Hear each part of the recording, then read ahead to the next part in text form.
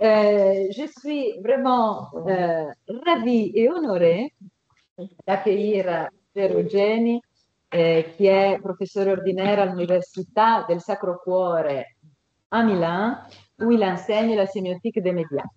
Alors, comme c'est la première fois que ces dernières années, on invite Ruggero, je serai un peu longue sur la présentation de son profil et de son travail. Alors, son parcours est très intéressant. Il s'est formé à travailler avec Francesco Casetti, qui a quitté l'Europe, comme vous le savez, pour faire une grande carrière aux États-Unis, dans les domaines des études cinématographiques et médiatiques. Son approche découle ainsi de la sémiotique et des cultural studies. Le fil rouge de son travail vise à analyser la constitution de l'expérience du spectateur via les dispositifs médiatiques et post-médiatiques au sein de différents contextes historiques et culturels. Plus récemment, il a mobilisé des outils conceptuels issus des neurosciences cognitives afin de repenser l'analyse de l'expérience spectatorielle des médias audiovisuels. Dans cette perspective, il étudie actuellement, en croisant méthodologie théorique et expérimentale, la relation entre le style audiovisuel et la perception du temps par les spectateurs. M'appesantirai sur ces 5 axes de recherche principaux. Alors, le premier concerne les théories et l'histoire du cinéma et des médias.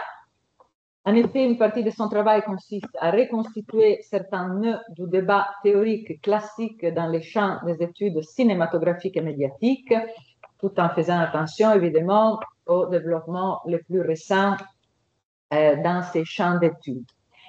Donc, théorie et histoire du cinéma et des médias, premier axe. Deuxième axe, la condition post-médiale, complexité des médias et expérience contemporaine.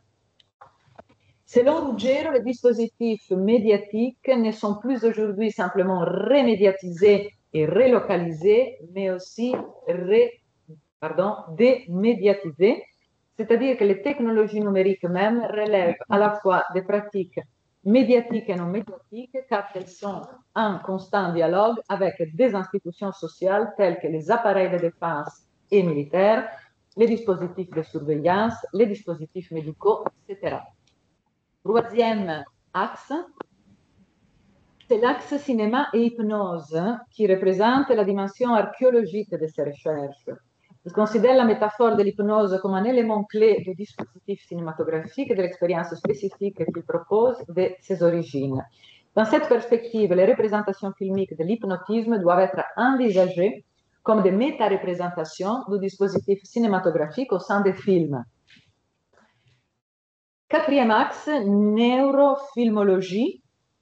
Les projets de la neurofilmologie visent à développer une théorie générale, un modèle, une méthode d'analyse des expériences médiatiques considérées comme des formes d'expérience sociale vécues, incarnées, situées.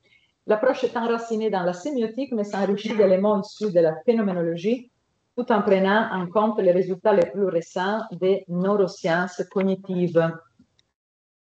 Cinquième et dernier axe, expérience subjective du temps dans l'image, un mouvement, c'est hyper intéressant, on en a déjà parlé pendant notre repas avec Marion. Cet axe étudie la manière dont différentes solutions sémiotiques et stylistiques des textes audiovisuels influencent l'estimation et les jugements des durées et des vitesses temporelles. Je rappelle exclusivement ces monographies. En 2010, Sémiotique des médias, les formes de l'expérience, Rome Carocci. Elles sont écrites en italien, je vous les lis en français. La condition postmédiale, médias, langage et narration en 2015. Et dernier livre que j'ai ici avec moi, c'est Capital algorithmique, 5 dispositifs postmédiaux plus 1, qui est le plus récent. Et je sais aussi que Ruggero est en train d'écrire, de réécrire, de faire une version augmentée en anglais que nous attendons avec impatience. Je vais faire circuler son livre. Je me réjouis encore qu'il soit là. Merci et je te donne la parole pour ton intervention. Tu peux évidemment dire deux mots sur ton dernier livre, sur les remaniements en anglais, c'est comme tout. Merci. Merci. Non, non, je veux tout simplement faire ma présentation, mais En toute modestie. non, tout modestie, c'est que tu as déjà dit assez, peut-être trop. Et donc, je te remercie, je suis vraiment ravi de cette invitation et merci pour être merci pour être ici à côté. Donc, oui, je voudrais vous parler euh, de ce que j'appelle une illustration personnelle. Donc, je voudrais commencer par une petite citation d'un livre qui s'appelle L'intelligence d'une machine. Mais cette machine, n'est-ce pas l'intelligence artificielle, mais le cinéma. Je viens, vous le savez, de la théorie du cinéma, de la théorie de l'audiovisuel. Et donc, dans cette citation, euh, pardon, j'essaie de réduire cette icône, d'accord. Dans cette citation, Jean Stein dit une chose très intéressante, très séduisante. Il dit que c'est le temps qui crée la vie, c'est le temps qui permet de passer de l'inorganique à l'organique. Il pense bien sûr au cinéma des origines en particulier, mais je vous prie de garder à l'esprit cette citation parce que je voudrais la reprendre dans, dans la partie finale de mon intervention. Alors, bon, je confie dans le fait que vous auriez suivi les autres, une bonne partie des autres interventions de ce séminaire parce que je devrais aller un peu vite sur ce passage. Alors, peut-être que quelqu'un a ouvert. Qui a ouvert? Oui, oui, oui, c'est résolu. C'est la... Qui va là? Oui. Non, non. La police dondérienne est toujours active. La surveillance dondérienne. Donc, oui, comme beaucoup de gens avant, moi aussi, je suis en train de faire une petite expérimentation sur les intelligences artificielles visuelles. Mais surtout, je voudrais réfléchir à partir de là sur deux aspects. D'un côté, le problème des archives, le problème de la virtualité, comme dit Maria Giulia, des connaissances. Et de l'autre côté, le problème, l'aspect des interrogations, donc des interactions, de circuits de production, comme dit Enzo, et donc, d'un côté, pour ainsi dire, le système de signification, de l'autre côté, les process de communication. Et d'accord, et je je me réserve de reprendre tout ça dans ma conclusion. Donc, mon expérimentation est constituée par une question que je posais à 14 intelligences artificielles et je lui demandais de créer une image de Superman en vol, oui, non, en vol, ouais. Pictured not painted, pictured dans le style de Vermeer. Donc, pourquoi Vermeer? Ce sont Vermeer, bon, parce que le style de Vermeer est assez circonscrit. Vous savez, Vermeer a produit seulement à peu près 30 tableaux Et donc, son style est assez reconnaissable. Pourquoi Superman? Bon, c'est un hommage à Umberto Eco, si vous voulez. Superman a été une présence importante, oui, dans la sémiotique. Mais ce qui est intéressant, c'est toute l'histoire iconographique de Superman, que je ne peux ici parcourir que très vite. Et surtout son histoire iconographique, cinématographique, avec de différentes phases. Tout ça pourrait être ordonné dans une iconographie qui ferait compte de différentes variables telles que la pose du corps, qui peut être horizontale ou verticale, euh, le, le, les bras qui sont ouverts ou adhérents au torse, en avant, en arrière, avec les poings serrés, avec les poings ouverts, physionomie du visage, présence, absence de la touffe, traits plus féminins, plus masculins, etc., etc. Donc, mais ça me sert pour la partie que je vais aborder. Donc, qu'est-ce qu'il se passe quand nous demandons à des intelligences artificielles, visuelles, génératives, de produire des images de super. Alors, un premier groupe d'intelligence se refuse parce qu'il y a des problèmes de copyright. Et alors, à la place de Superman, sont proposées des autres images et de super-héros en vol. D'accord. Un second groupe euh, mais il faut demander explicitement de produire des images en super. Par exemple, Adobe Firefly. Euh, un autre groupe d'intelligence visuelle, en effet, propose des images avec de différents styles. Je trouve intéressant Imagine Art qui place Superman dans un intérieur parce que ça fait partie, évidemment, intérieur, fenêtre sur la gauche, avec des carrés, avec une illumination qui provient de l'extérieur, qui fait partie de certaines marques stylistiques vermeeriennes. En même temps, vous pouvez voir comme l'iconographie de Superman tient compte de différentes déclinations du personnage.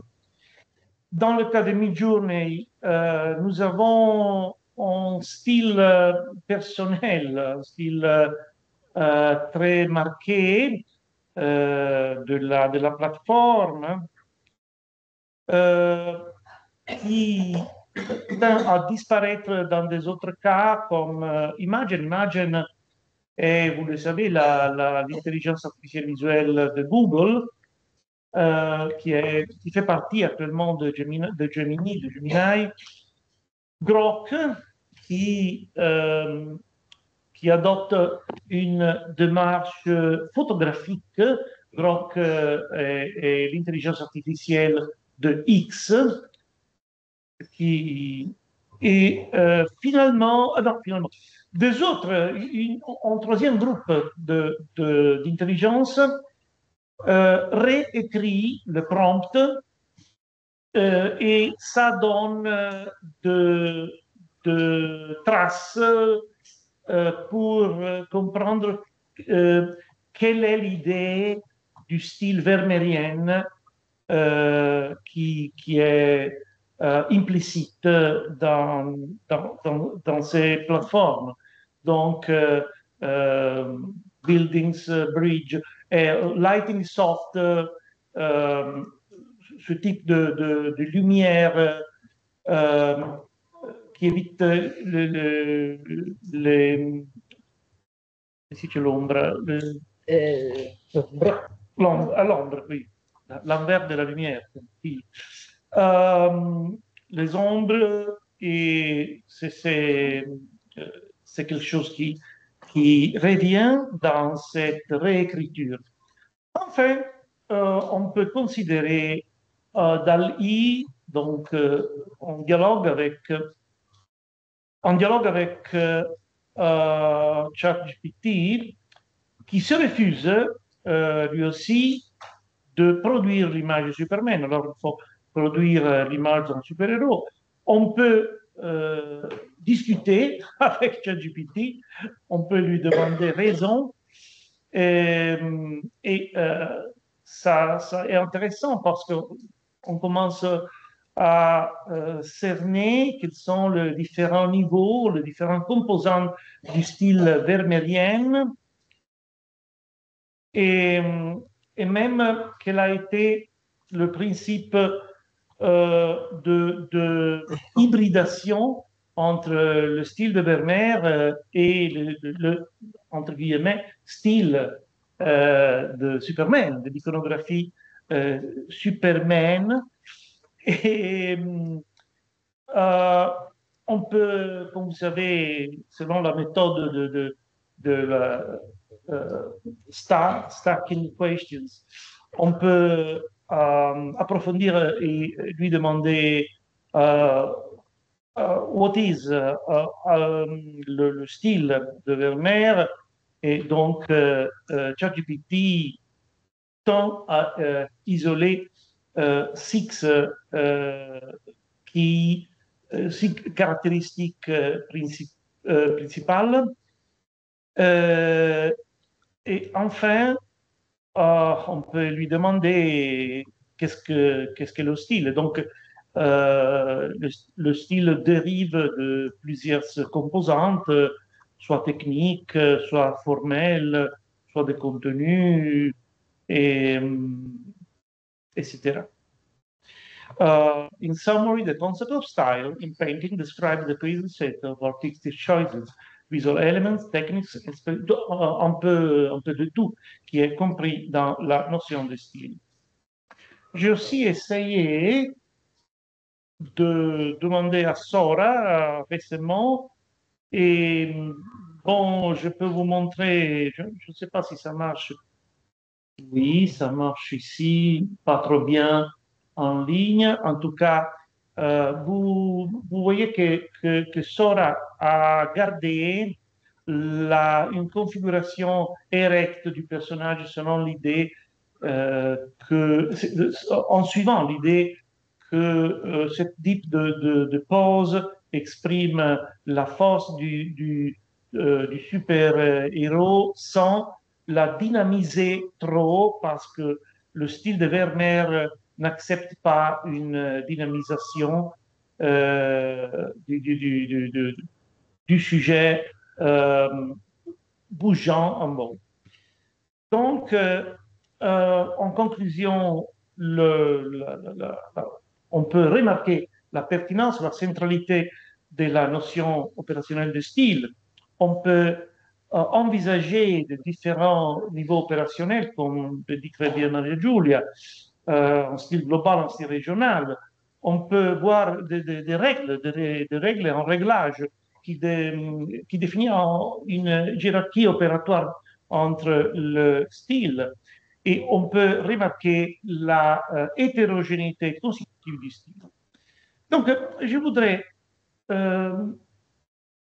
m'interroger sur les raisons de cette idée de style, et donc sur la façon de l'aborder d'un point de vue théorique. Alors, je pense qu'il soit très important d'évaluer des déclarations récentes des créateurs de ce type de plateforme, et en particulier le fait que les intelligences artificielles génératives visuelles sont de plus en plus, pour mieux dire, elles se font de plus en plus sur la conjonction, sur l'agencement deux types d'architecture différents. D'un côté, et premièrement, des transformers que, comme vous le savez, dérivent de Large Language Models, dont a déjà parlé Marion, d'un côté, et de l'autre côté, des architectures euh, plus explicitement visuelles, et en particulier le modèle de diffusion.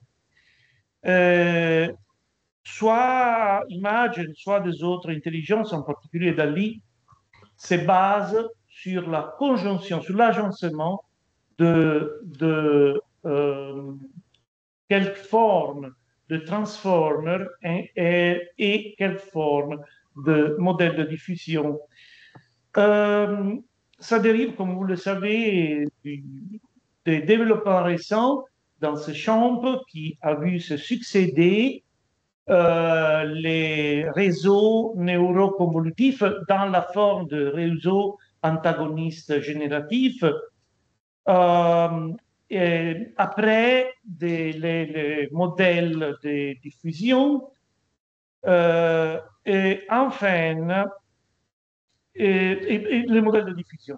Je vous prie de voir à notre droite le fait qu'un modèle de diffusion doit être maîtrisé par une map sémantique qui contient de quelque façon de représentation. Donc,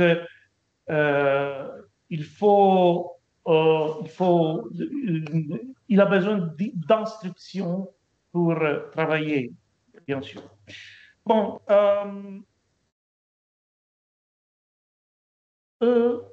dans ce séminaire, Antonio Sommaini a très bien travaillé sur la notion de latent space, d'espace latent, qui est en effet une notion théoriquement très importante. Et dans le cas soit des réseaux convolutionnels, soit des modèles de diffusion, je pense qu'il soit important de souligner que, bon, il y a une définition commune et il y a des différences opérationnelles. Ce qui m'intéresse sont les traits communs entre eux. Dans un espace latent de ce type, donc l'espace est défini de manière explicite. Donc c'est une représentation. On peut le définir une représentation, un ensemble de représentations. Il y a une organisation spatiale organisée, soit dans la forme d'une galaxie d'images plus ou moins différentes l'une de l'autre, soit dans la forme d'une image plus ou moins brutée. On trouve là une nature biplanaire parce que dans les deux cas, l'entraînement se fait avec des liens entre des composantes visuelles et des composantes verbales, pour ainsi dire. Et donc, le prompt agit comme une instruction qui voyage, qui peut bouger, qui peut se déplacer à l'intérieur de ce type d'espace.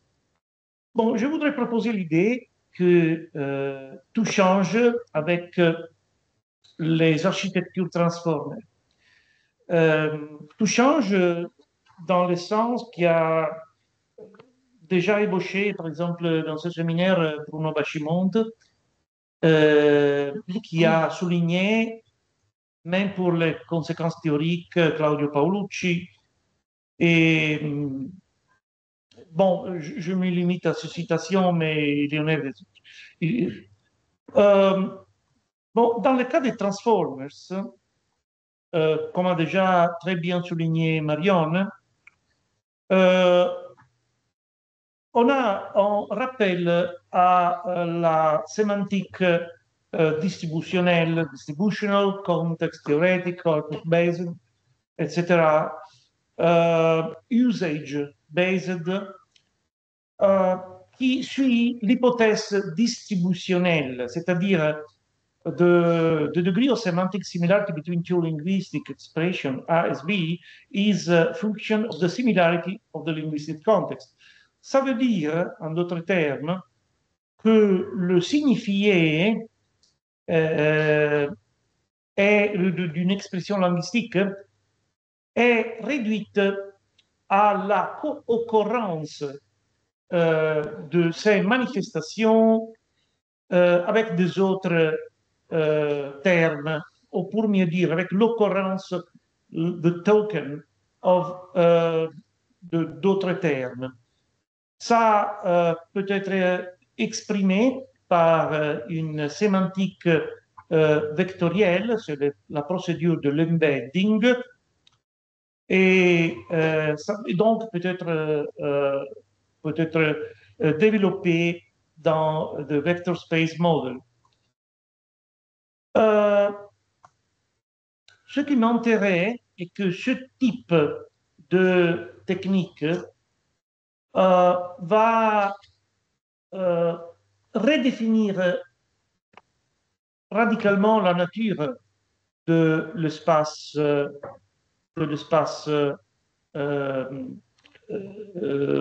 latent.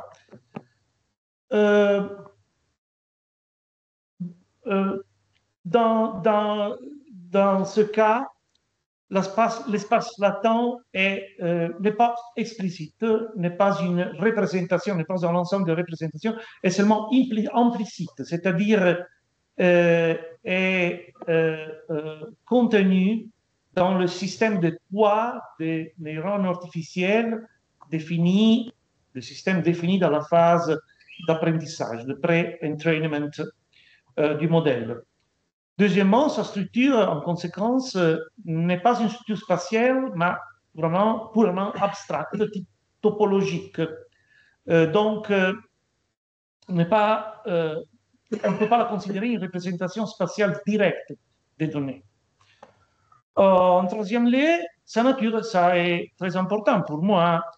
L'a déjà dit Claudio Palucci dans ce séminaire. Sa nature est monoplanaire. Donc, l'apprentissage, du moment que l'apprentissage ne dérive pas du lien et ne considère pas de lien entre des composants visuels et des composants verbales, une sémantique verbale, mais seulement des co-occurrences pratiques factuelles. Ça veut dire que on ne peut pas concevoir l'espace latent des transformers comme représentant, comme impliquant un lien entre des signifiants et des signifiés. Même l'acception signifiant-signifié n'est pas pertinente. C'est seulement, on trouve seulement des représentations d'occurrence et de différents degrés de probabilité de co-occurrence des termes. Donc, même les prompts fonctionnent d'une façon différente, comme une projection du texte encodé avec des liens statistiques et qui peut gérer le contenu verbal ou visuel. Je voudrais remarquer cette différence pour des raisons qu'on va voir. Bon, si on accepte ce principe, on peut comprendre que à l'intérieur des espaces latents pseudo-sémantiques, je voudrais dire, des transformers, on peut considérer l'importance des théories du prototype ou du cadre, prototype and frame theories.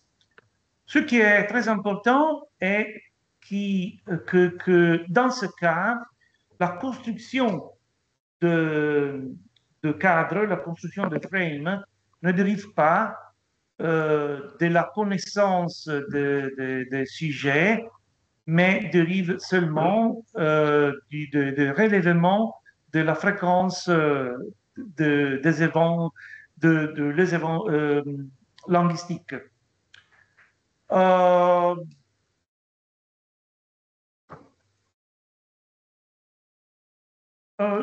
De ce point de vue, il me semble très intéressant de récupérer la notion de cadre, la notion de frame, à l'intérieur d'une théorie de l'espace latent des transformers, d'un espace latent monoplanaire et méta ou multimodal. Donc, vous savez, selon une définition très connue de Marvin Minsky, a frame is a data structure for representing the stereotypied situation. La notion de cadre a été exploitée même par la sémiotique. Par exemple, par Umberto Eco, qui propose de la traduire comme script, scénario. On peut la considérer un texte virtuel ou une histoire condensée, qui est peut-être une bonne définition pour les cadres qui sont définissables à l'intérieur de l'espace latent, de l'espace vectoriel. Pour Michel Arrivé, je ne suis pas sûr qu'il soit Michel Arrivé parce qu'il a deux MA dans le deuxième dictionnaire. En tout cas, on peut le considérer des structures d'objets, des classes d'objets, des relations, et c'est une définition très, très précise, très intéressante. Ce qui m'intéresse, c'est le point suivant. C'est-à-dire, alors, si on va voir comme dans l'I3 ou Imagine 2, il me semble, fonction, il faut reconnaître que les structures, les architectures du transformer occupent une position de maîtrise et donc sont responsables pour un modèle visuel à basse définition qui, les modèles de diffusion, s'occupent de développer. Et donc, ça peut expliquer comment certains types de cadres, certains types de stéréotypes sont mobilisés, sont hybridés, etc. Mais bon, je n'ai pas le temps de réfléchir sur les relations entre cette conception de style et des autres conceptions. Il me semble qu'on puisse voir de point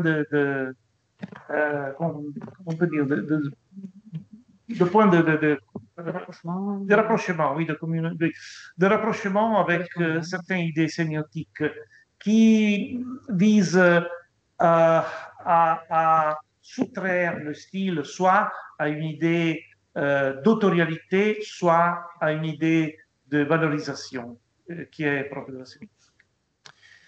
Donc, dans la deuxième partie, je vais analyser un peu les interactions. Je vous montre j'espère que la vidéo fonctionne. Je vous montre comment une normale interaction avec ChatGPT. Donc, alors, vous voyez, on a... OK. Nous pouvons écrire notre question dans un espace, mais en même temps, OK, vous voyez ce qui se passe quand nous avons écrit notre question. La question est... OK.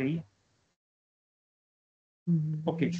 La question que nous avons écrite est déplacé dans une toute petite boîte sur la droite, tandis que on voit le petit cercle noir qui bouge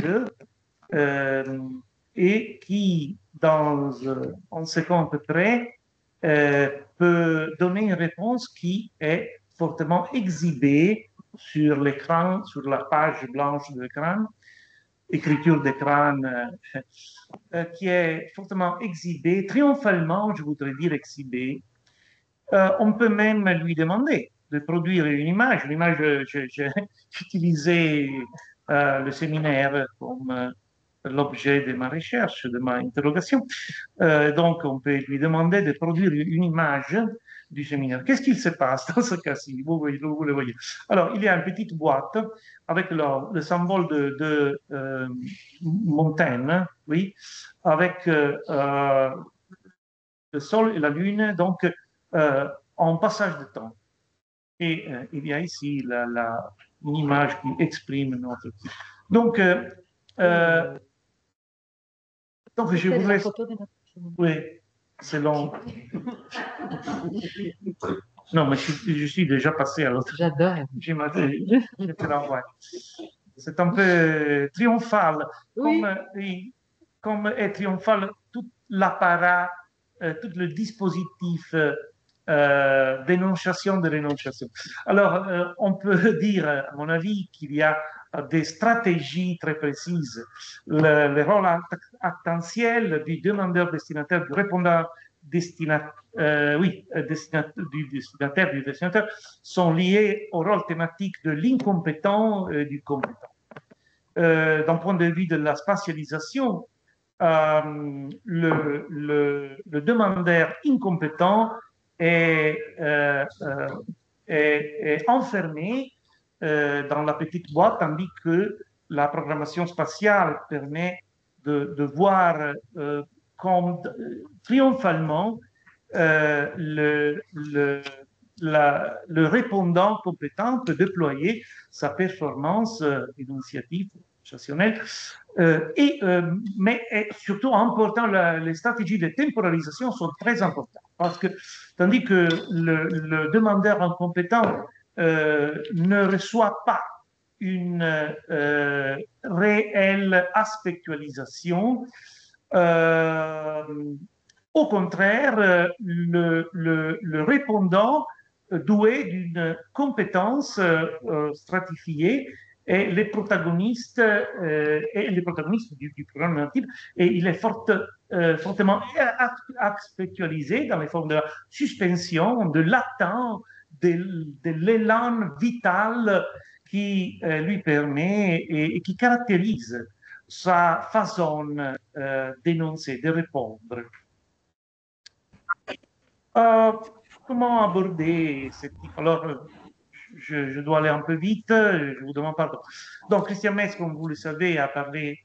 Oui, tu peux parler plus que 45 minutes. Non,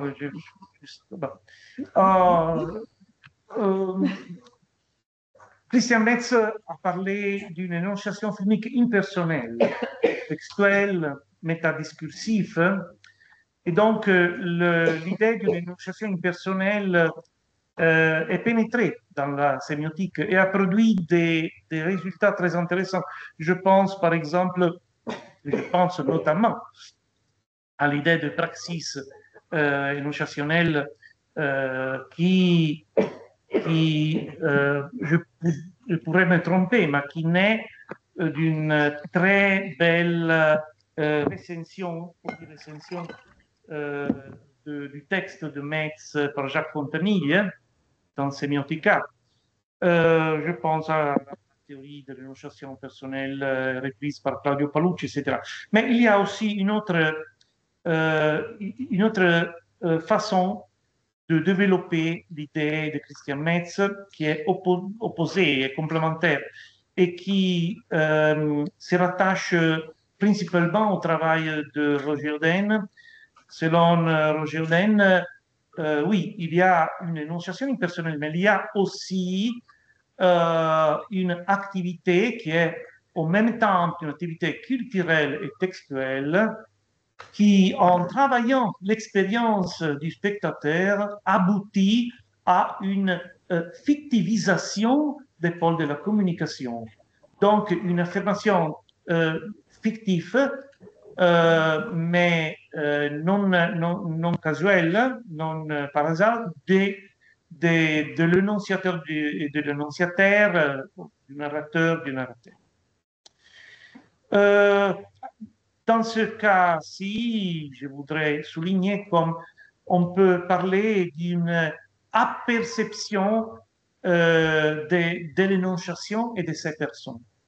Une apperception qui fait partie d'une sorte de spectacularisation, de mise en scène spectaculaire de l'énonciation dans celle que je définirais une société du spectacle énonciatif. Et donc, c'est en ce sens que je voudrais parler d'une énonciation non impersonnelle, mais d'une énonciation apersonnelle, trop personnelle, trop personnelle, on peut dire. Donc, je reviens à mes conclusions. Mais pourquoi ce besoin de spectaculariser l'énonciation? Donc, je voudrais partir de l'idée qui a été proposée récemment par plusieurs étudiants, plusieurs auteurs, par exemple Peter Zendi, qui parle de économie, donc une économie de l'image. Une économie de l'image qui, pour lui, s'exprime surtout dans les flux énergétiques des images dans les panoramas contemporains. Bon, je voudrais un peu élargir cette idée et vous proposer, mais très vite et d'une manière nécessairement complète, l'idée de travailler sur une économie politique élargie ou générale, si vous aimez bataille, qui puisse considérer les relations entre toutes sortes de ressources, c'est-à-dire soit matérielles, soit énergétiques, soit communicationnelles et symboliques, de tout type de ressources, relation qui peut être relation de maîtrise, donc de gouvernementalité, relation d'échange, donc relation économique dans le sens d'un passage de possession, et relation de bougement, de mouvement, donc une logistique des ressources. Ces trois niveaux sont connectés. Mais ce qui m'intéresse dans ce panorama, dans ce type de considération, c'est que toujours on insiste en tournant très important la ressource de la lumière qui, pendant toute la modernité, avait été fonctionnalisée à la production d'images, pas seulement avec le cinéma, bien sûr, aujourd'hui est exploité par la production des données. Les données qui peuvent éventuellement en partie être visualisées, mais c'est pas ça le but des données. Ça implique une conséquence selon laquelle les acteurs sociaux sont constamment poussés, incités à émettre des énoncés, à énoncer soi-même, énoncer des opinions, ce qui implique une valorisation économique de l'acte d'énonciation avec une série de timides et euphorisants.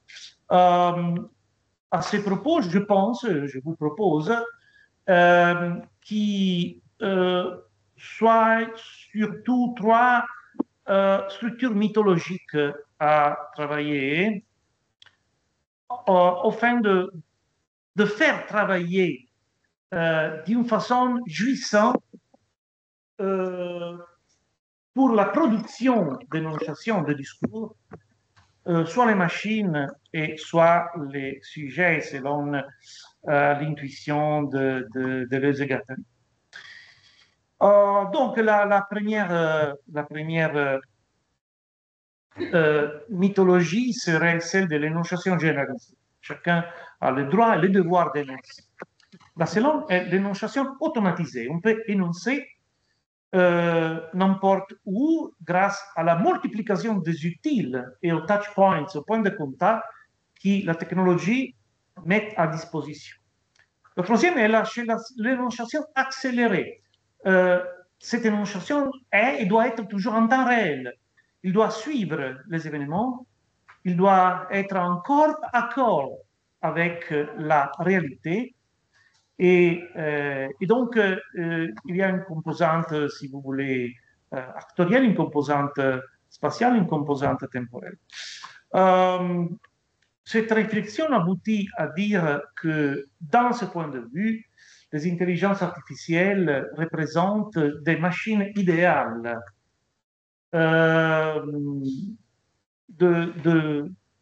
selon tous les trois points de vue, selon tous les trois mythologies qui j'ai décrites. Les intelligences artificielles se présentent comme des acteurs d'une énonciation généralisée, diffusée. Ils sont automatiques et surtout, ils se connectent à un grand nombre d'interfaces. Ils peuvent être partout. C'est d'aujourd'hui la nouveauté d'Alexa Plus. Hein. Mais aujourd'hui, les intelligences artificielles sont dans les programmes d'écriture, sont dans le programme de traduction, etc. etc. Enfin, l'énonciation accélérée, c'est un point capital, parce que cette intelligence travaille toujours en temps réel, c'est-à-dire elle travaille toujours dans la même fenêtre temporelle de ses utilisateurs.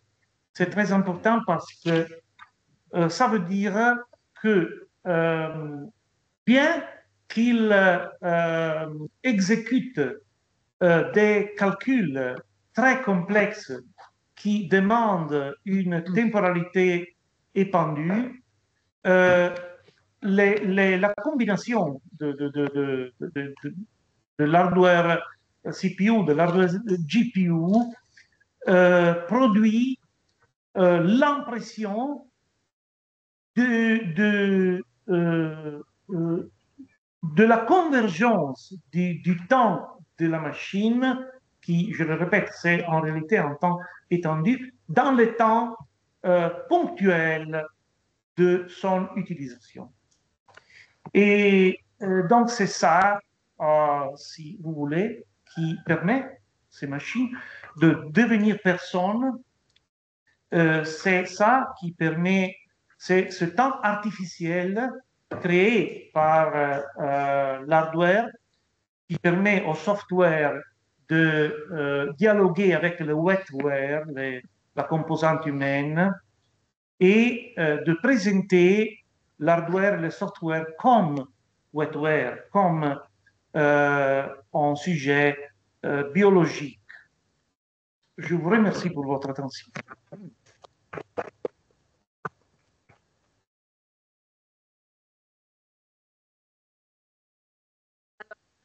Merci. Quelque chose est tombé. Oui, c'est très important. Notre micro. Bon, vous nous entendez toujours chez vous? Enzo? Oui, oui, oui, oui, oui. Il est tombé, mais bon, ça fonctionne toujours. Il est en terre. Bon, merci beaucoup. C'était vraiment super important.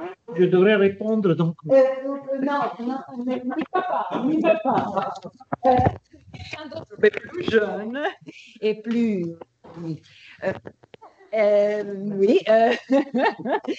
Non, lui et moi. Bon. Alors, moi j'ai plusieurs questions, mais je serai très rapide. Alors, premier commentaire, je suis vraiment ravie que tu as débuté avec Batman et Vermeer. Pardon, oui, Superman et Vermeer. Parce que tu as bien montré à plusieurs reprises quand tu as fait des commentaires que ce n'est pas possible de faire comme le font ceux qui travaillent sur les style neural network, qui pensent pouvoir appliquer un style sur un objet qui n'en a pas. Tu as très bien montré que tout objet a un style, hein, même un objet comme les héros Batman, et que donc il y a forcément toujours une hybridation et jamais un transfert. Hein. Ça, c'est une chose de très importante parce que justement, il y a tout un ensemble de recherches sur les style transfer qui considèrent qu'on peut transférer sur quelque chose de neutre. La deuxième chose que je voulais dire, c'est sur la question de l'espace latent. Je souhaiterais que tu reviennes un tout petit peu sur la différence sémiotique, pas forcément technique, la différence sémiotique entre les fonctionnements des modèles de diffusion et donc du processus de bruitage et de débruitage, et de leurs différences par rapport à un autre fonctionnement qui est celui d'étiqueter une galaxie d'images, comme tu l'as dit. C'est un peu une différence que nous avions fait aussi au sein de ces séminaires entre, à un autre niveau, sur l'analyse, non pas sur la génération, entre travailler par métadonnées sur les images et travailler par computer vision sur les images, c'est-à-dire par analyse des similarités, analyse des formes. Donc, il y a peut-être quelque chose qu'on peut reprendre dans cette opposition qu'on utilise pour l'analyse d'images dans la génération d'images. Je ne le sais pas, c'est une question. J'étais aussi très intéressée à la distinction entre transformer, mode d'existence de l'actualisation, modèle de diffusion, mode d'existence de la réalisation. Je n'avais pas pensé en ce terme quand j'ai proposé de penser à ces modèles de diffusion à travers la praxis énonciative, à travers donc la question de la virtualisation, les archives, disons les bases de données qui retiennent l'essentiel de la culture occidentale, disons. Les moments de l'actualisation, bien sûr, c'est le moment de la mise de la compétence, disons, à produire, donc tout le problème, évidemment, de construire les embeddings, des correspondances entre termes visuels et termes verbaux, etc., etc. Et puis, moi, j'ai pensé la différence entre actualisation et réalisation. J'oserais dire, toi, tu la penses à partir d'une approche génétique. Donc, le transformer fait une première ébauche, j'oserais dire, et ensuite, les modèles de diffusion produisent l'image à une autre définition. C'était que tu as écrit. Moi, je les vois par contre d'un point de vue génératif, non pas génétique. Et par exemple, j'ai proposé dans un article qui n'est pas encore, qui est sous presse, qu'on peut considérer ces modes d'existence selon les statuts des images qu'on veut produire. Par exemple, quand on veut produire une image artistique, esthétiquement valable, on cherche des réalisations, c'est-à-dire on cherche des images finales qui puissent être implémentées devant un public, etc.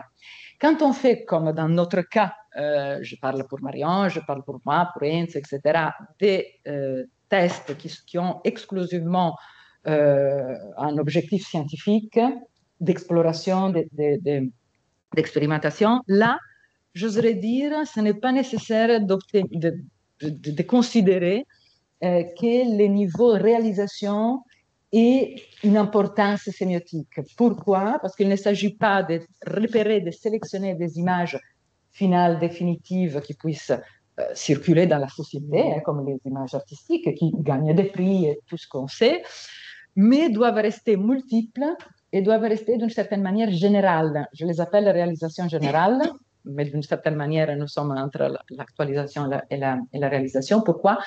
parce qu'on a besoin de la quantité, on a besoin de corpus entier pour pouvoir comprendre. C'est un peu comme pour les images scientifiques par rapport aux images artistiques.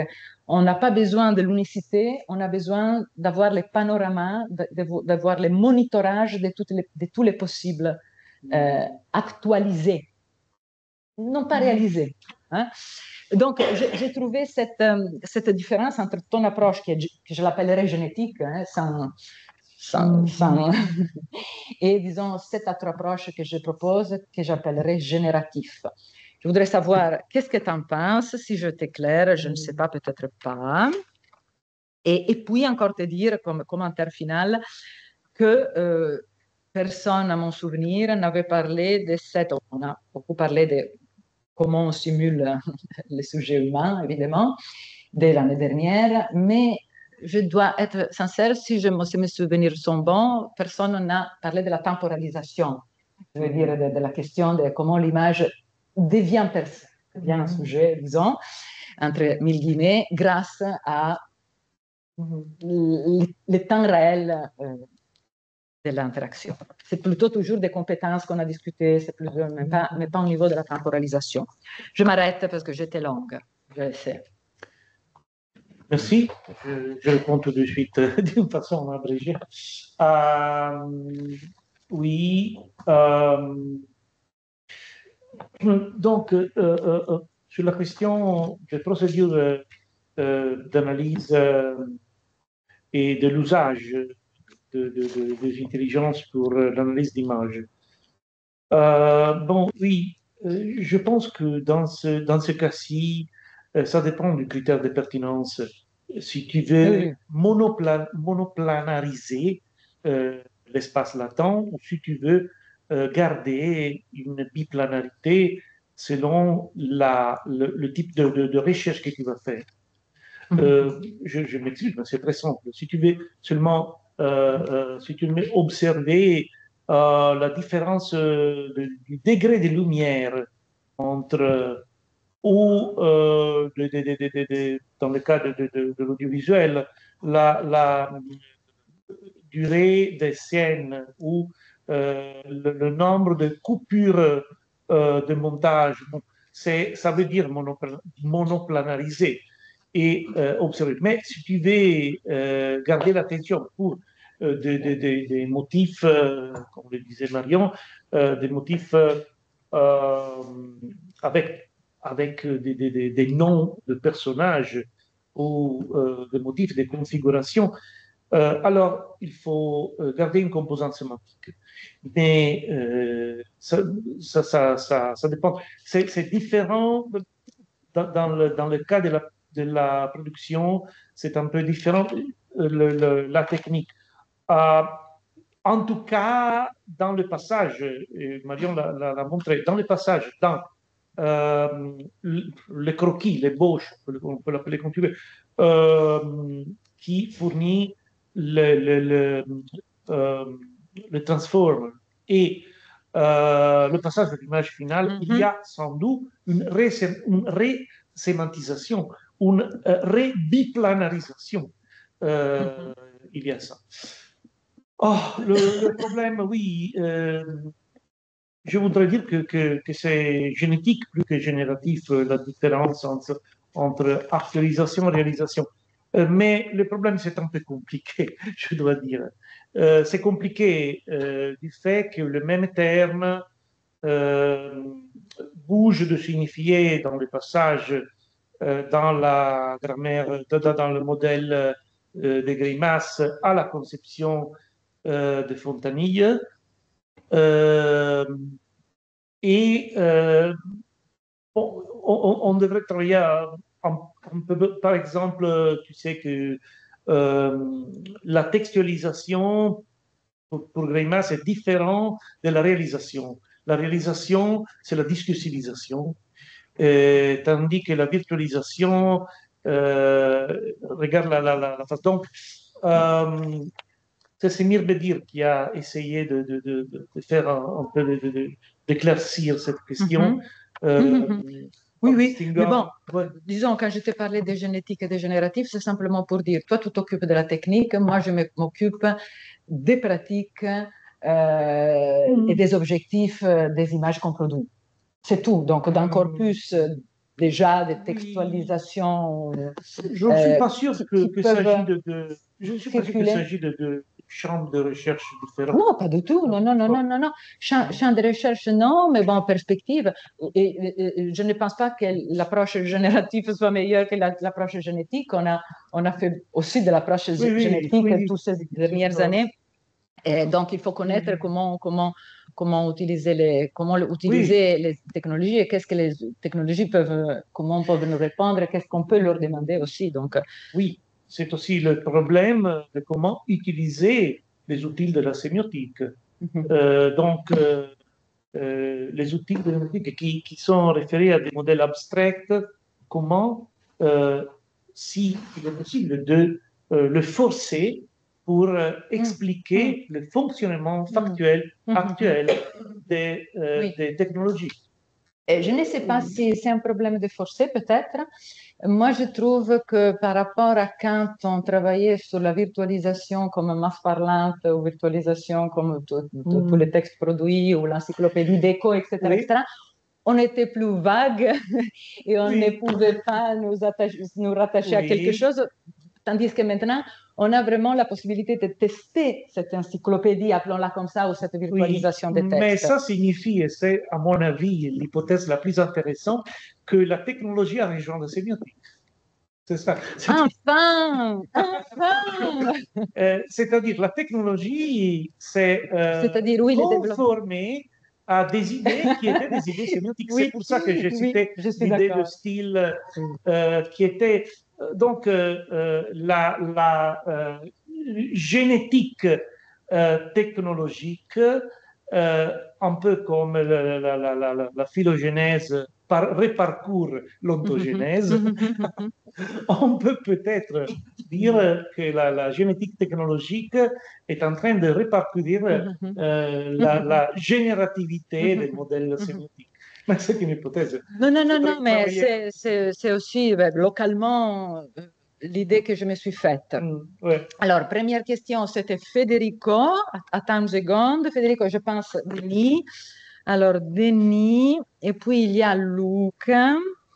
Et puis, montrez-vous maintenant ou jamais plus. Jamais plus. Rien Et à la maison, personne n'est pour l'instant. Jacques. Bon, pour l'instant, ces quatre-là, commençons par Federico. Gérard, merci beaucoup. Moi aussi, j'ai trouvé très intéressant ta réflexion sur la réduction faite par l'embeddings de la complexité sémantique du texte.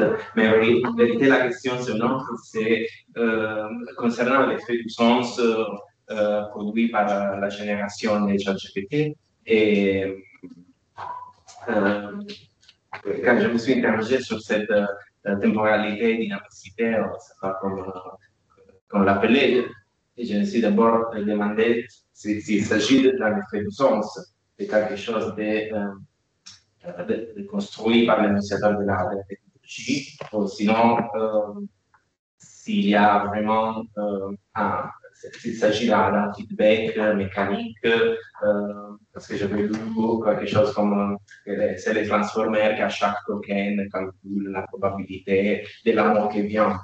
Du coup, je voulais savoir avec toi, peut-être, c'est plutôt une obligation, quelque chose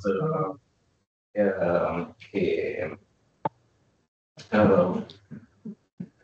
mécanique qui appartient à la machine, ou sinon un effet de sens construit à un niveau déjà sémantique. Et dans ce cas, je me demande aussi si cette spontanéité, cette dynamique, c'est du coup quelque chose de permanent, ou si on passe par la perspective semi-pragmatique d'Audin, c'est un détail interprétatif. Après, je ne sais pas si on peut vraiment détacher ces deux dimensions. Qu'est-ce que tu en penses? Oui, merci. Sur le premier point, je ne dois que souligner ce que Marion a déjà dit. Il y a des règles, il y a euh, des réglages, en activité de réglage qui se manifestent sur plusieurs niveaux. Je voudrais seulement ajouter sur la deuxième partie de ta question que, comme dans toute relation avec un objet technologique, il y a une couplage, comme on dit Simondon, c'est-à-dire il y a une activité d'individuation réciproque qui est en partie réglée par la machine, en partie réglée par l'acteur humain, et qui trouve, à mon avis, son espace de manifestation dans l'interface. Et c'est pour ça que j'ai analysé l'interface. Et ça veut dire ce qui m'intéresse dans tout ça, c'est que ce type de couplage fait une activité économico-politique.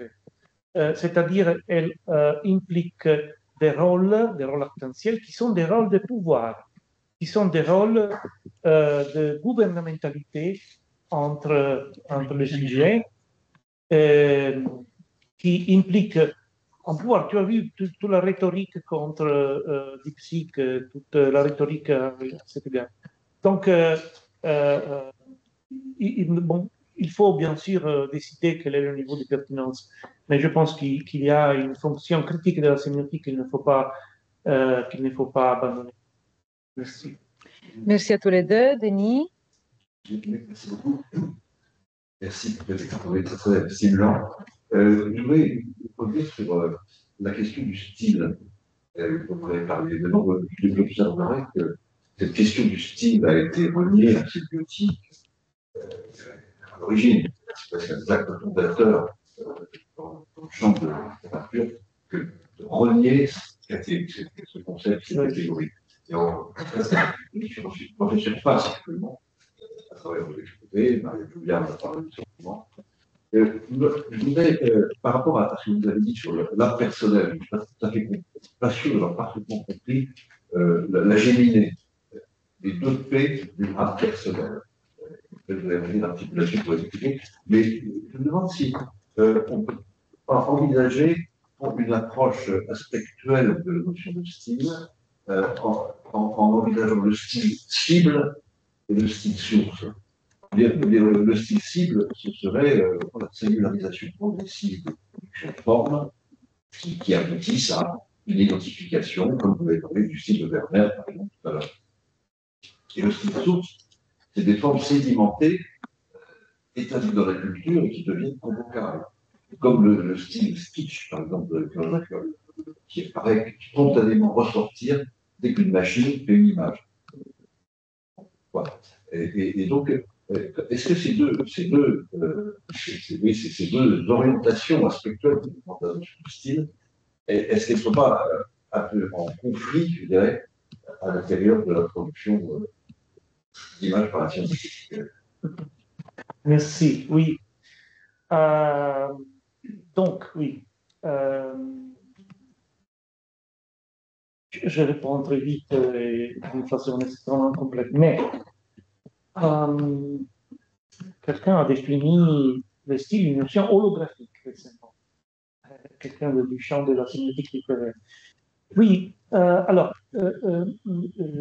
c'est une très bonne suggestion, le style cible, le style source. Je la trouve très intéressante. Le problème, c'est comment le faire dialoguer. Alors, on a, à mon avis, deux façons de le faire dialoguer. On peut le faire dialoguer à partir d'un assemblage de traits, de marques, okay, qui peut être différent, qui peut être ou, et c'est le problème du kitsch, on peut faire le dialoguer à partir d'une évaluation sociopolitique, c'est-à-dire à partir par exemple, le kitsch d'une idée de distinction,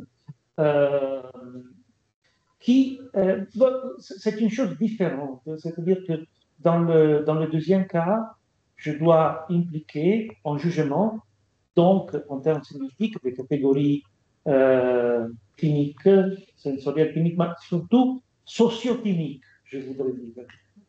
Sociocliniques qui, par exemple, me permet d'affirmer ma, euh, ma distinction sociale en méprisant le goût des autres, donc en méprisant le jugement des autres avec des jeux sociophilosophiques très intéressants.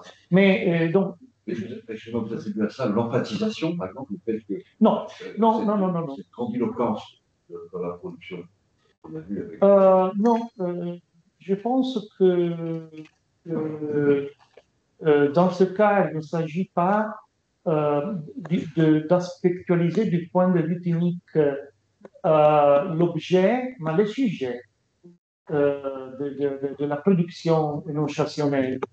Un peu comme dit Jacques Derrida dans Economimesis, quand il considère que le tournement kantien soit de considérer par l'œuvre d'art, mais l'opération de l'artiste. Donc, dans ce cas-ci, c'est l'acte de l'énonciation, je voudrais dire, indépendamment du résultat. Mais il n'est pas une indépendance. Vous avez vu comment est triomphale notre représentation. Donc, il y a un jeu de braillage, un braillage qui rhétoriquement tend à nous rendre partie de ce jeu. Bon, merci pour cette. Puis-je me permettre de rebondir sur la question de Denis qui m'intéresse beaucoup. Je pense que c'est très intéressant ce que tu dis, notamment que maintenant, ici, avec l'intelligence artificielle générative, chaque style est cible source. Parce que Vermeer, par exemple, c'est aussi la source. Il y a tous les Vermeer dans la base de données. Il y a des pseudo-Vermeer dans la base de données. Il y a d'autres images qui peuvent être étiquetées comme ressemblantes à Vermeer. Et donc, comment de ce style général source peut-on construire une singularisation, un Vermeer cible? C'est un peu le problème que tu dis quand tu dis qu'on ne peut pas parler de potentialisation, donc de mouvement de retour. Oui.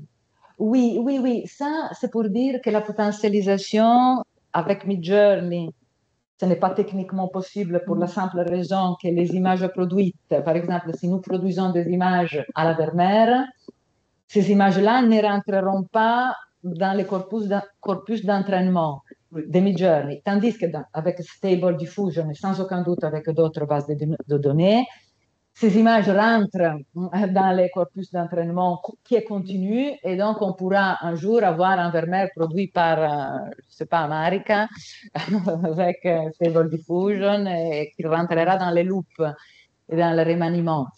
Donc je pense que la question source-cible là est intéressante parce que la cible, ça ne peut pas être une singularisation stylistique, mais ça doit être une généralisation de la singularisation, je ne sais pas, une singularisation de la réalisation, je ne sais pas, mais quand même, évidemment, c'est une extraction d'une généralité de ce style. Et je pense que les intelligences artificielles génératives nous permettent de revenir sur le problème du style de manière très utile. Je donne la parole à Luca. Merci beaucoup. J'espère de n'être pas trop naïf, trop banal après des grandes questions. Mais je voudrais retourner un peu sur la question de la spectacularisation de l'énonciation, parce que je pense que c'est une très bonne et très intéressante idée et je cherche un peu à l'approfondir, parce que moi, je pensais que ce type de spectacularisation, c'est un spectacle pour tout le monde, un spectacle facile qui valorise et spectacularise en même temps l'objet technique, l'interface, l'instrument d'IA, mais aussi le database qui est inscrit dans ce type d'outil, et donc qui ne suggère pas un type d'énonciation plus personnalisée dans laquelle un sujet peut construire un propre database, mais c'est plutôt la spectacularisation d'un IA déjà construite et donc un spectacle qui a une sorte de dimension idéologique qui ne sert pas un spectacle de libre usage, de libre énonciation, mais c'est plutôt l'idée de spectaculariser le training de l'IA et donc le fait que parce que je pense que c'est plus difficile de spectaculariser la partie de la construction du database et du training, qui c'est plus difficile, c'est plus aléatoire, même les programmeurs ne connaissent pas toujours les passages. Et donc, c'est une spectacularisation du moment final de l'énonciation, qui est le moment dans lequel le sujet n'a pas trop la possibilité de choisir une propre trajectoire dans l'encyclopédie, mais c'est une trajectoire déjà décidée. Merci beaucoup.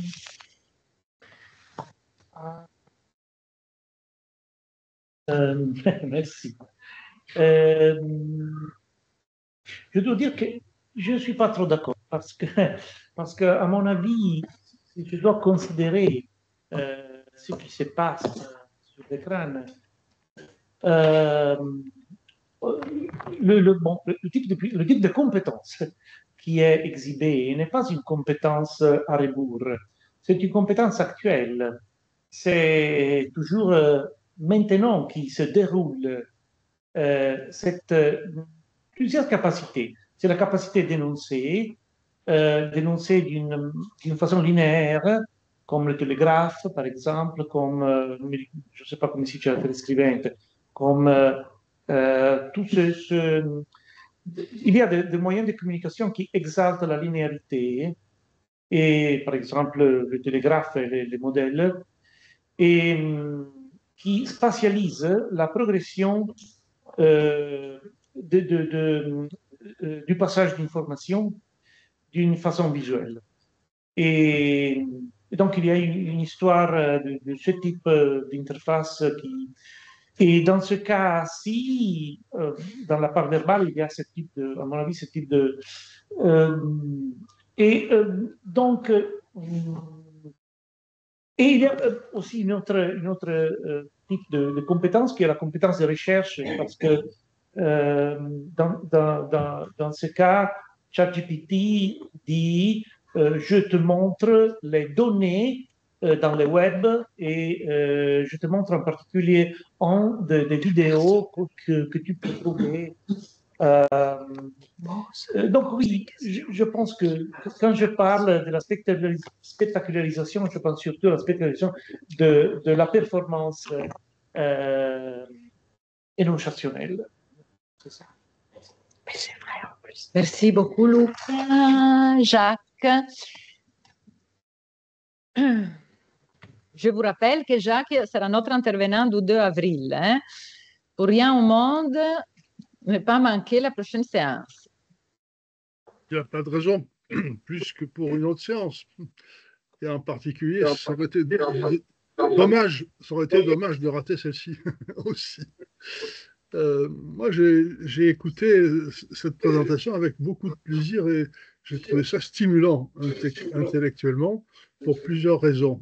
Je voudrais revenir à la question de l'art personnel et de la conclusion, qui était particulièrement stimulante, puisque finalement, tu nous as présenté quelque chose comme une analyse de la manière dont le système se présente à nous dans ses stratégies énonciatives.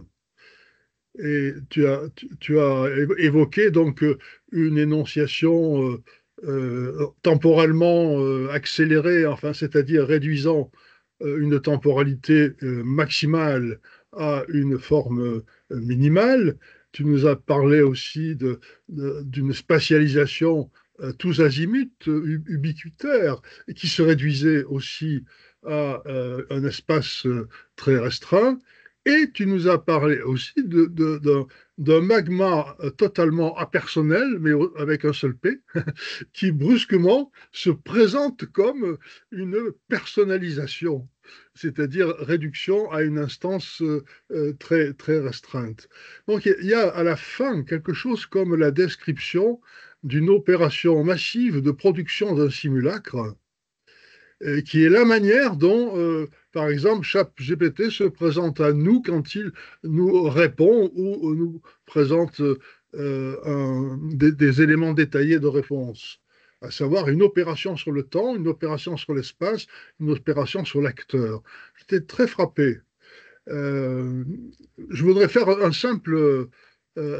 simple comparaison qui va vous paraître bizarre, mais les spécialistes de comportement animal, donc les éthosémioticiens, se sont longtemps posé la question de la manière dont les espèces et les individus se présentaient face à leurs congénères et aux autres espèces.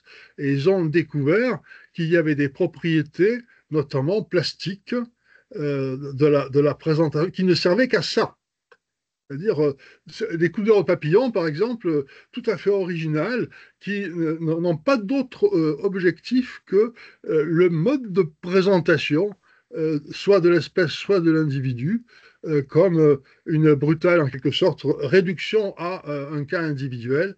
Et ce rapprochement nous dit bien que c'est pas une opération anecdotique. Alors, cette, je ne sais pas si tu accepterais cette présentation comment dire, parallèle de l'espace, du temps et de l'espace, moi que j'ai interprété en t'écoutant, ce qui veut dire en fait que pour prolonger la question de Denis Bertrand, l'apersonnel, ça serait plutôt comme il y a une aperception, il y a une apersonnalisation, enfin, c'est-à-dire une mise en scène, et tu l'as très bien monté, c'était aussi le sens de la question précédente, avec ce côté emphatique.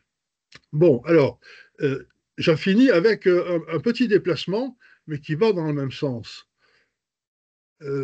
On est tous responsables de ce que va devenir la sémiotique de l'intelligence générative, artificielle générative. Donc, quels sont les axes qui pourraient nous stimuler? Eh bien, il y en a un qui était sensible dans ton intervention, que tu n'as pas beaucoup exploité, ou en tout cas que tu as exploité d'une manière, je dirais, pacifique. C'est le moment où ChatGPT te répond, euh, enfin, Superman en Vermeer, ça, moi, je ne sais pas trop faire. Hein, je ne sais plus dans quel slide c'était, mais il y en a un où il commence sa réponse en disant que il va proposer autre chose, il va se débrouiller autrement. Et là, c'est un indice stratégique clair. ChatGPT est en train de nous enfumer. Il est en train de contourner le problème. Il est en train de nous manipuler. Et dans ces cas-là, qu'est-ce que nous faisons? Donc, on peut jouer, on peut, dans ces cas-là, avoir une interaction, je dirais, pacifique, une interaction qui va dans son sens, qui le valorise, on lui demande ce qu'il sait déjà faire, etc., etc. Mais on peut aussi lui demander pourquoi, et comment, qu'est-ce qu'il ne veut pas nous dire. Et ça devient très intéressant. Parce que nous ne pouvons pas faire ça avec des types de corpus qui sont fixés depuis très longtemps, qui sont patrimonialisés, qui sont enfin arrêtés définitivement. Là, nous avons affaire à un type de corpus que nous ne pouvons pas traiter autrement qu'à la manière de l'ethnosémioticien, c'est-à-dire dans les interactions avec les groupes et les ethnies qui sont étudiés. Et une petite remarque finale, mais simplement pour mettre mon grain de sel dans la discussion, la question du génératif ou génétique. Je me rappelle, moi, dans les débuts des travaux de Grémas, ce qui l'intéressait, c'était le synchronique ou asynchrone. et il cherchait des situations où la structure était fondée sur la synchronicité.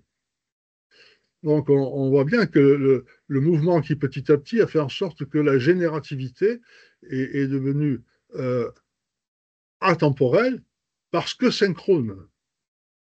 Mais si par exemple on interroge d'une manière suffisamment approfondie un système d'intelligence artificielle générative sur les pourquoi et les comment, il va mettre en récit, en discours, le moment d'actualisation, les connexions entre les différents éléments des éléments d'apprentissage, et puis un autre où il va mettre en scène la réalisation. Enfin, donc, le côté génératif génétique est ancré dans les théories structurales sur le diachronique et le synchronique.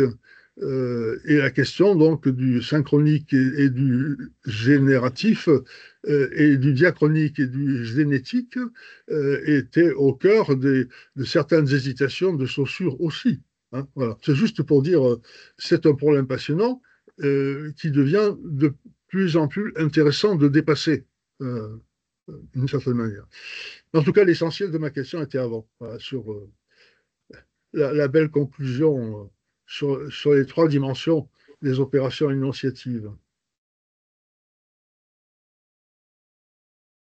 Oui, merci, merci Jacques. Bon, oui, je te remercie parce que tu me pousses à reprendre deux choses que j'avais laissées tomber, en effet. Oui, je suis tout à fait d'accord. L'énonciation impersonnelle, c'était, si tu veux, une vision un peu ironique, mais c'est un travail de personnalisation. Donc, c'est ça. Euh, et sur le deuxième point, donc, bon, ça me conduirait à reprendre le problème de la monoplanarité ou de la biplanarité de l'espace vectoriel.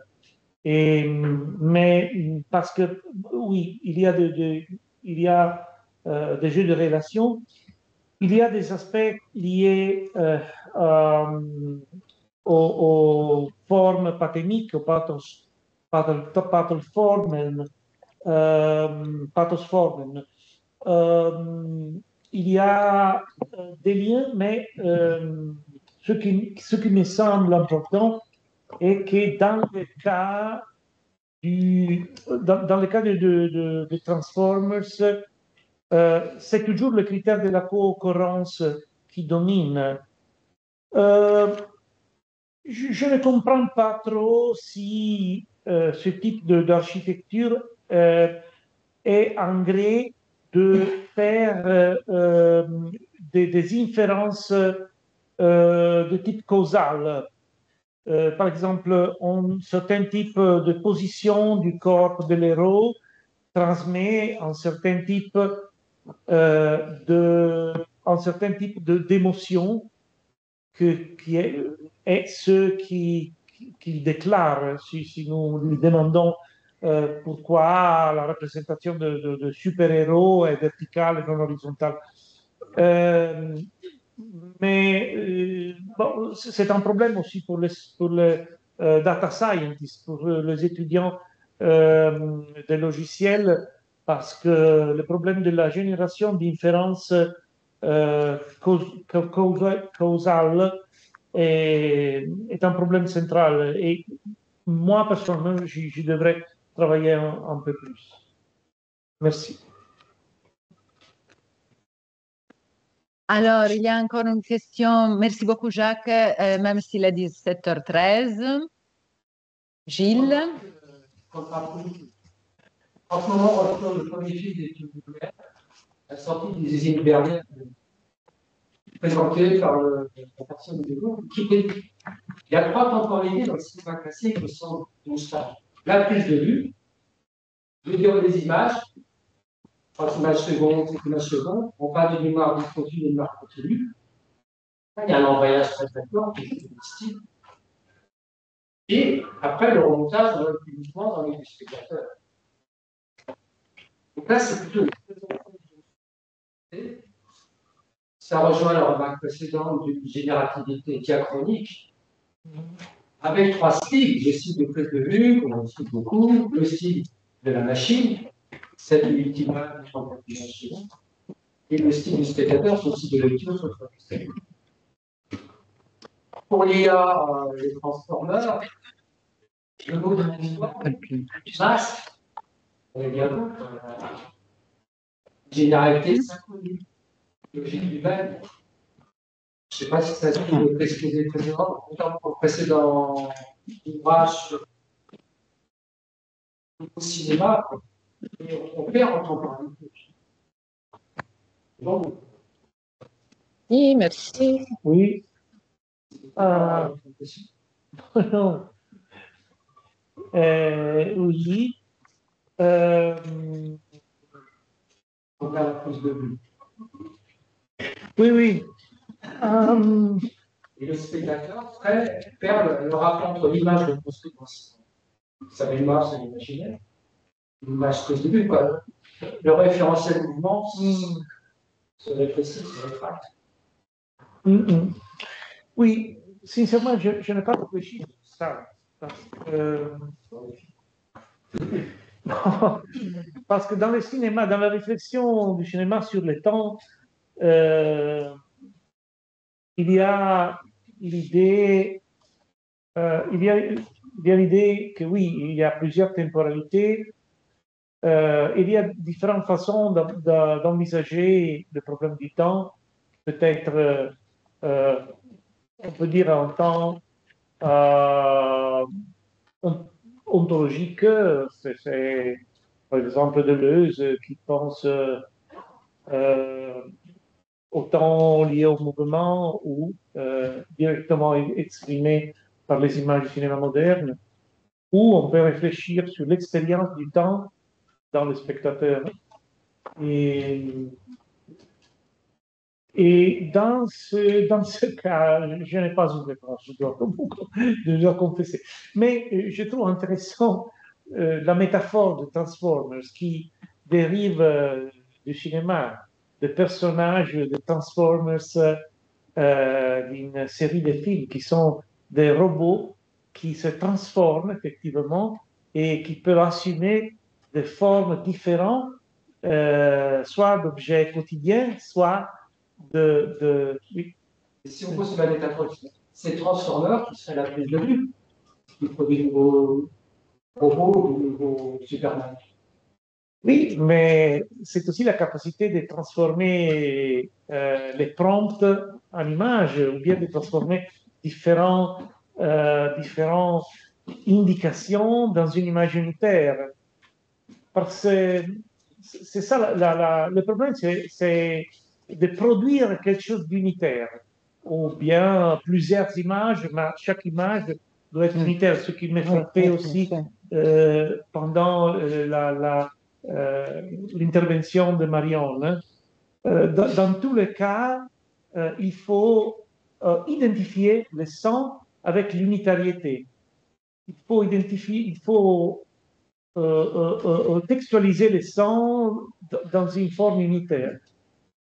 Bon, ce n'est pas une réponse, je me rends compte. Attention, j'ai montré la spectralisation du temps, mais ce n'est pas en temps réel. C'est vrai ce que disait Michel. Ce n'est pas une personne, c'est une apersonnalisation, c'est-à-dire c'est un effet rhétorique. Le temps qui prend la machine pour nous répondre, c'est une mise en scène. Le temps qui prend la machine pour produire l'image, c'est une mise en scène en grande partie. Donc, c'est toujours